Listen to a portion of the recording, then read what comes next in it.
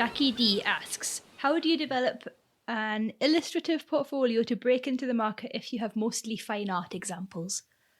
Oh, that's a good one. The first thought would be set yourself some projects that you like, that you would want to do. Maybe ask yourself, who, if you were going to be an illustrator, because she obviously wants to, why? What would be your dream job, dream client, dream brief? And set yourself that. You don't even have to find a pre-existing one to copy. You could just design a project for yourself and work to the demands of that brief. Just brainstorm a load of stuff you're really, really into. You know, maybe you support Greenpeace or, you know. Yeah, campaign. causes. Cause. Yeah. Causes and charities. Yeah, causes or charities that you're really into, or memories from your childhood, or albums you love, or stories you love. Like, just pick something you're massively into. Maybe make a list of all the stuff that you're into and you've always been into, and like really value those things and make projects around those. Yeah. And if you see work in the wild and it makes you think, oh, I wish I'd done that. Yeah. Like, that looks like a cool job. That's a really big clue. Yeah, go back and redo it in your own voice. Also, what area do you think you might want to be an illustrator for? I mean, the three of us kind of represent the different corners of illustration, picture book, generalist and editorial for me, and Katie, we call it what? New media? New media, yeah. Live scribing, all these different kind of areas. Which one appeals to you?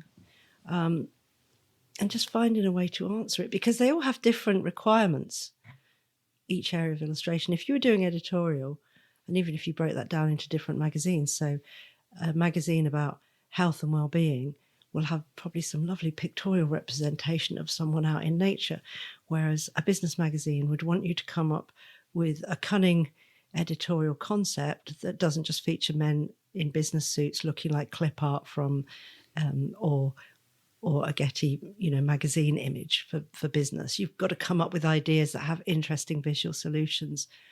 And for Katie, you need a big vocabulary of images, don't you? And it's like concept on steroids. Practicing from, I think going to real events, even if not being paid, and drawing them live, and working on your live illustration skills that way. Or if you're doing live portraits, you'd have a load of portraits in your portfolio.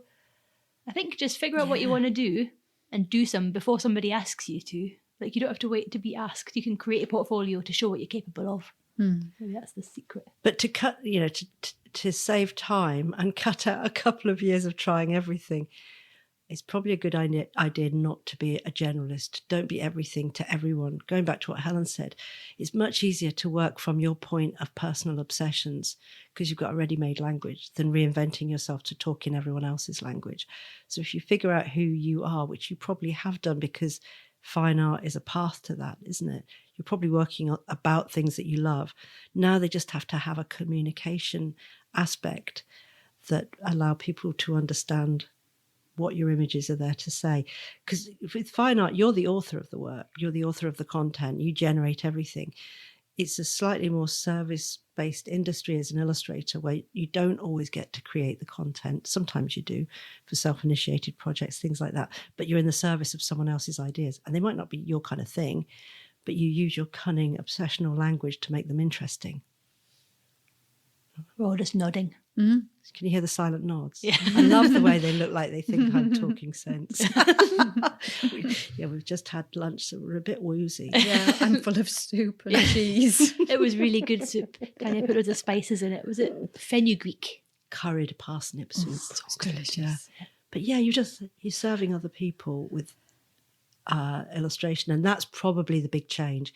Is you don't have so much autonomy that you do as you would as a fine artist, but you might have more money.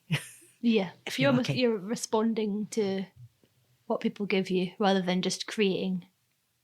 I also think if you're a picture book maker, you're not so much just responding, because especially if you're writing. If you're an author illustrator, yes, of course, you're actually coming from something in you or your life, or it's you're not following a brief exactly. I suppose the bit of the brief that you're following is that the book has a certain number of pages at a certain size, but and you're responding and you to want your own children words to relate to it. Those are the boundaries around it. But other than that, you're you are the creator of everything in it. That's the bit why we're really envious about author illustrators, and I blanked it from my mind. And even as I was saying, you're in the service of someone else, I'm like, there's an exception. What's that exception?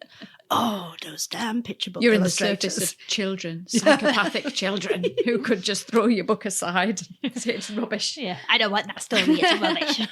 It's the best area, though. Picture book illustrators and authors, get to live in their own world the whole time.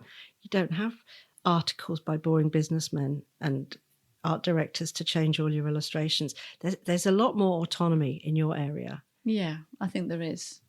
I think maybe that's how I ended up doing it, because I really, really don't like to be told what to do. I really don't like to be told what to do. So if it's a job where you come up with your own idea and you pursue it to the end, perfect. Yeah, winner. Do you remember that TV show, Wife Swap?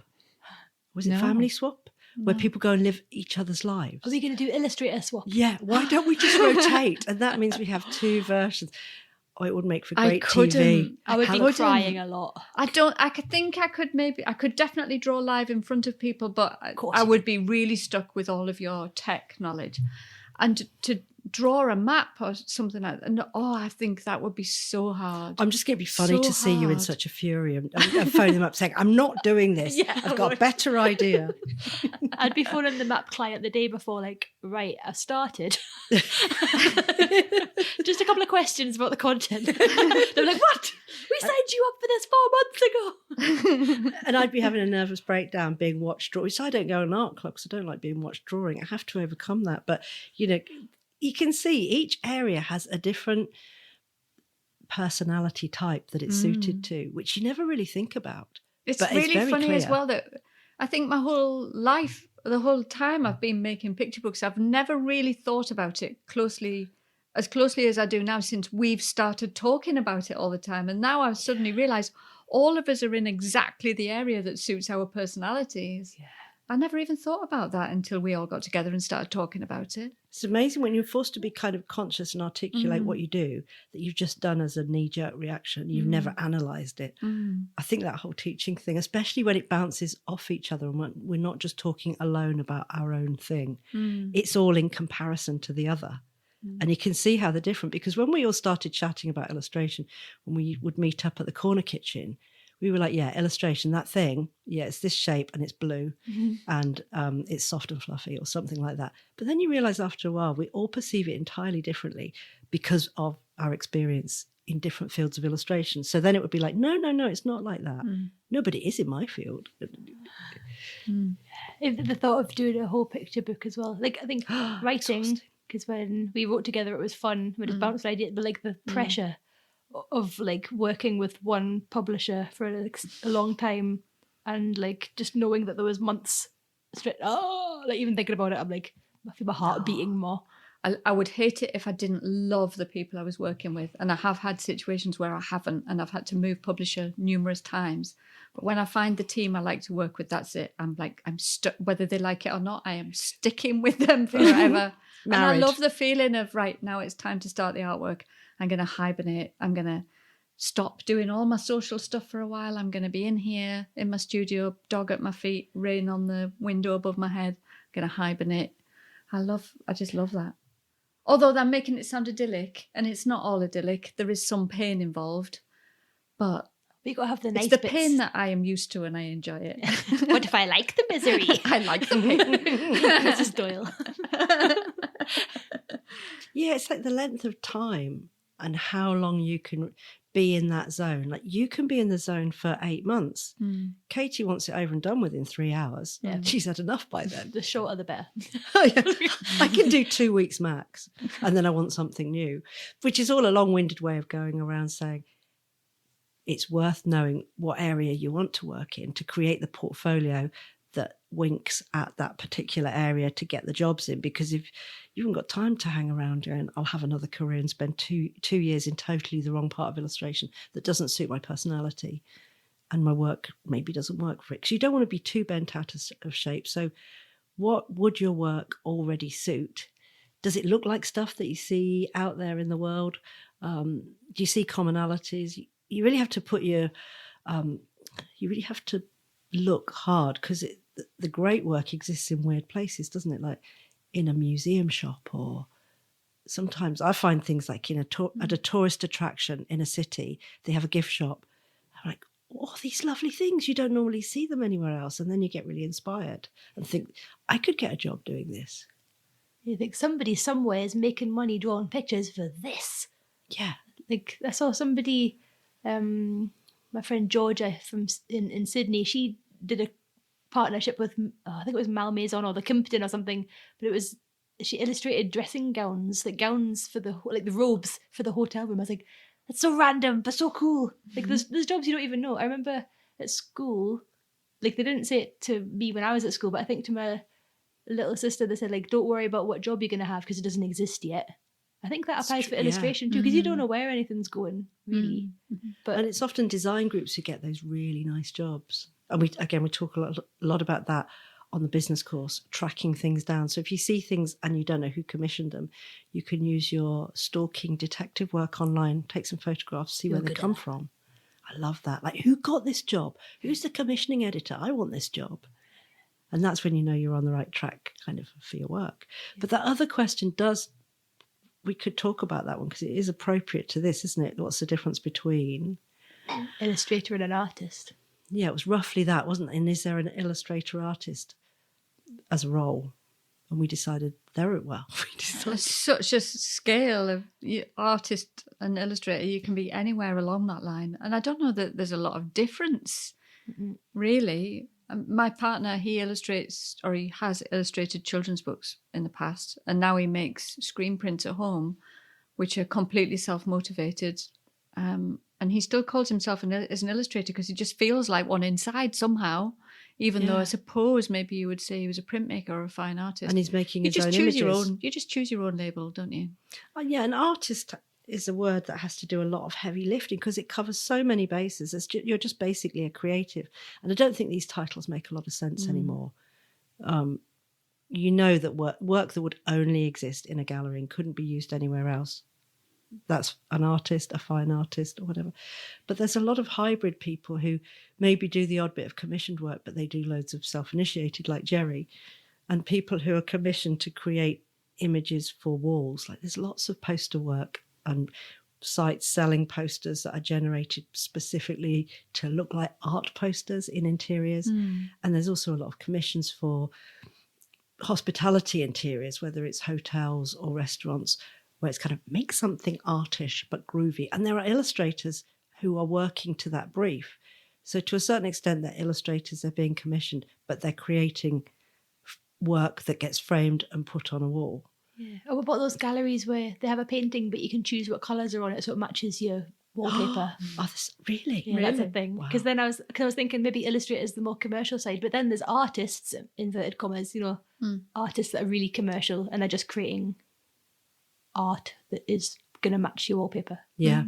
I think it doesn't matter, does it? I don't think it matters. No. You just choose what you want to call yourself. I think all the categories have just been kind of blown apart now. I mean, there is obviously that whole field of fine art, but the rest of it in between, even like textile artists who used to be very clearly for textile have become print and pattern has become an area of illustration. So that all the edges have been blurred. And people would like art for their walls. They like art on their objects. So illustrators extend the life of objects. You used to just have a phone case that was that colour, a tote bag that was cream, and some other stuff. But now you can have multiple versions of them because you put images on them. So suddenly there's 200 versions of the phone case or the tote bag. And that's where illustrators have great potential to do loads of work. And they can just produce what they want and see if it gets licensed. Or it's commissioned. I was thinking maybe in terms of logistics and people finding you to work with you, it depends who your ideal person to work with is. Like if you want to be working with brands that want to do a collaboration with an artist, maybe calling yourself an artist is more strategic. But then if you want to be hired as an illustrator, people are going to be searching for an illustrator. And if you call yourself an illustrator, they'll be like, okay, that's the right person. Because you said you were commissioned as an artist, weren't you? You knew you were an illustrator. Early on, I did a job for Nespresso painting on windows. And they were like, we've got an artist in store. And I was like, oh, an artist, so fancy. But I'm just an illustrator. Like, I just draw pictures. I'll draw whatever you want. So I don't know if it's maybe a mindset thing or a class thing, or if it's just words that don't matter anyway. Well, because you can say you're something, but if a marketing agency wants to perceive you as an artist and pitch you as an artist, you know, what you say you are is as much as what people see you to be or want you to be. So, yeah, In that case, they probably saw more value in calling me an artist, being like, it's a fancy smancy artist that we're collaborating with, rather than being like, got an Illustrator paint on the windows. You should have stood up at the end and pulled off your T-shirt and it says Illustrator across your chest. Yeah. Proud Illustrator. I am not an artist. I'll draw anything. Yeah. They didn't really answer that, but it's not answerable. I don't think there is an answer, is there? You can't. But we covered some nice vague areas there. Our post-soup chat. See you next week then. Yeah. Goodbye. Bye.